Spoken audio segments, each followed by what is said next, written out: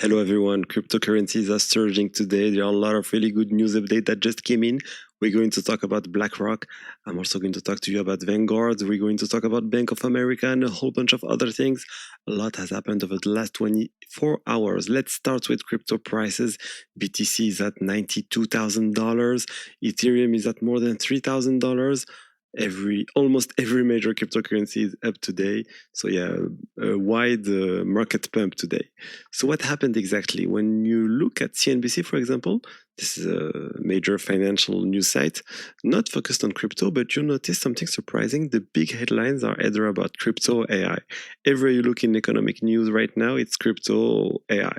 So what's going on in crypto? We've got a bunch of positive developments. And look at this one. Actually, two different pieces of news involving BlackRock and Vanguard, the two biggest asset managers in the world. Vanguard, until now, was completely anti-crypto.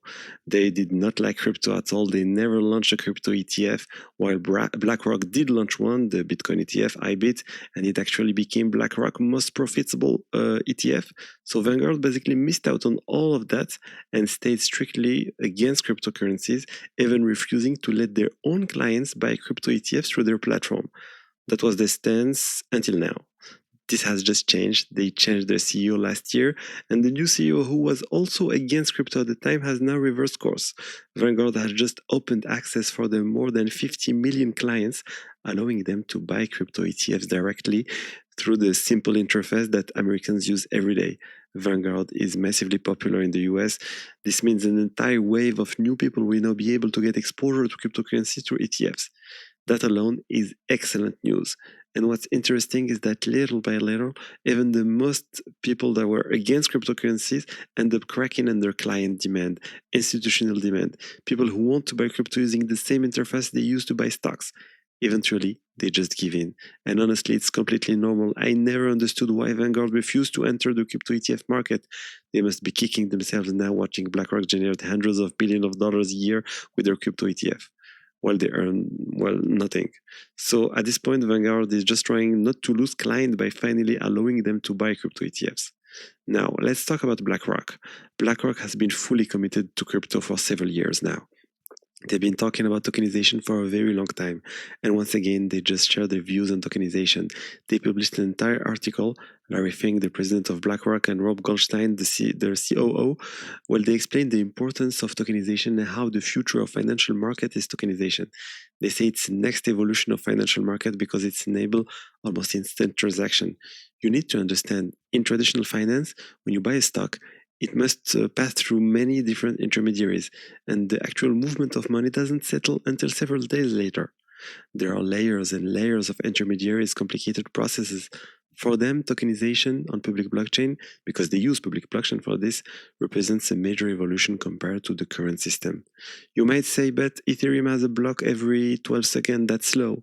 For them, that's extremely fast because they compare it to their current settlement cycles of several days before a transaction is truly final and the asset actually changes hands. So they are continuing to emphasize that crypto, or more precisely blockchain, is the future. And we can clearly see it anyway. They already have a fund with more than $2 billion tokenized on public blockchains.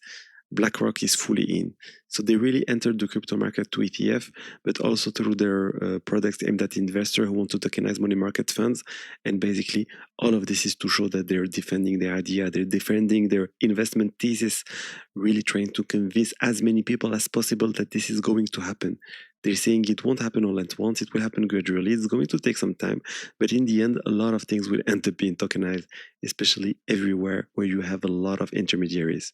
So yeah, that's another piece of news, something positive again for crypto. ETF specialists like Eric Balkunas think that the pump we've seen today is really because of the Vanguard news. Personally, I think it's a mix of all of that. It's also just a rebound. We saw a sharp drop without any real reason, so we're simply seeing the market adjusting. A lot of people saw BTC under 90K and thought, okay, that's a good buying opportunity. We'll maybe also MicroStrategy bought, maybe BitMine bought. We have no idea, but the market is green today, and honestly, it feels good to finally see some green after several pretty depressing days or even weeks. Next, I've got a bunch of other news. We're going to continue talking about US institutions with Bank of America. which has just allowed its client to allocate between 1 and 4% of their portfolio to crypto. It's more of a recommendation. You should know that financial advisor at Bank of America, affiliated with the Bank of America in the United States, weren't allowed to offer crypto allocation to their clients. They had to wait for the client to explicitly request it. And that really limited the amount of crypto Bank of America advisors were proposing. Now they're openly recommending between 1 and 4% in crypto. It's huge to see a percentage like that. You might say 4% isn't a lot, but it's actually massive. If 4% of every investment portfolio in the US is in crypto, trust me, crypto is not staying at this price level. It would mean much, much higher valuation. This also aligns with Morgan Stanley, who has also published recommendations between 2 and 4%. BlackRock said between 1 and 2%. Fidelity said between 2 and 5%. So we're clearly seeing most major asset managers converging of the idea that you need some crypto exposure. The percentage is debatable. It varies depending on the investor risk appetite also. Some people don't want to take any risk, others want to take a lot more. I imagine if you're watching this channel, you've already well above 1 or 2% in crypto because you believe in it. But really, when Bank of America, JP Morgan, everyone else starts saying, yeah, it's good to have 2, 3, 4% in crypto, that's already enormous progress. Next, Trust Wallet. Trust Wallet just integrated prediction markets directly inside the wallet. And why am I even talking about Trust Wallet? Because as far as I know, it's literally the only crypto project still owned 100% by CZ. I'm not talking about Binance here, where he's no longer supposed to run this company. But Trust Wallet is something he can still control freely. And at the end of the day, it remains one of the crypto projects where CZ can still build things, develop his ideas, develop his thesis. And it's interesting to see Trust Wallet introduce prediction markets. At first, they're integrating Myriad Market, that's the prediction market owned by the parent company of Decrypt, the website I talk about quite often. Later, they'll integrate Polymarket and Kalshi, but it's already a great sign to see prediction markets being integrated natively into wallets. I think this is a good thing for growing that use case. Next, we're going to talk about decentralized finance and the small fight between Camino, the decentralized finance protocol that's been around for a long time on Solana, and Jupiter Lend, which also on Solana. There's basically a fight between these two. Jupiter Lend is a product launched in partnership with Fluid, which is DeFi protocol historically operating on Ethereum, and there's a bit of a war going on between them. Look at Jupiter Lend's TVL. It suddenly shot up and got close to Camino's. Almost it's 1.5 billion and Camino is still at 3 billion. But Jupiter Lend is really gaining ground. It's like Jupiter Lend and Camino both are like Aave, for people who know Aave. You can deposit crypto and borrow other cryptocurrencies.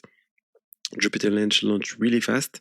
They introduced a feature that lets you migrate your loan from Camino to Jupiter in one click, sort of a refinance feature.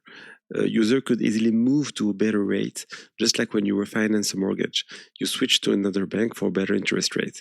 Except here, instead of taking months, it takes a few seconds. And it was working well. A lot of people migrated. Then Camino said, stop. They blacklisted the Jupiter Lend smart contract, which means the one-click loan transfer feature no longer works. And that's something you just don't do usually. You don't do that in decentralized finance. DeFi is supposed to be like Lego blocks, money Legos. People build things on top of other protocols. Breaking this composability, the ability to stack, mix, and build on top of each other is like shutting down open APIs so nobody can build apps on top of yours. This composability is absolutely fundamental in DeFi. The fact that Camino is scared of losing TVL, well, they're going to lose it anyway. Gradually, they just made things more complicated for the users. I really think it's not okay, and it shows Camino's fear of seeing their TVL melt away. So yeah, they're trying to limit the damage now that Jupiter Lend is growing. In my view, that's really not cool. Even in traditional finance, you can transfer a loan from one bank to another. They clearly should have let user do it. Now, to finish, Sony stablecoin may be coming very soon, and especially it will be a stablecoin available in the United States. It could be used across the PlayStation ecosystem to pay for games, subscription, whatever, directly in stablecoins. This fits with another thesis that most big companies will eventually create their own stablecoin because it gives them an extra revenue stream. If they have a large amount of stablecoins in circulation, that money can be put to work, generating returns through treasury bills or other instruments. So it makes a lot of sense for them. And let's not forget, Sony launched an Ethereum layer 2 not long ago. So they're definitely active in the Web3 space.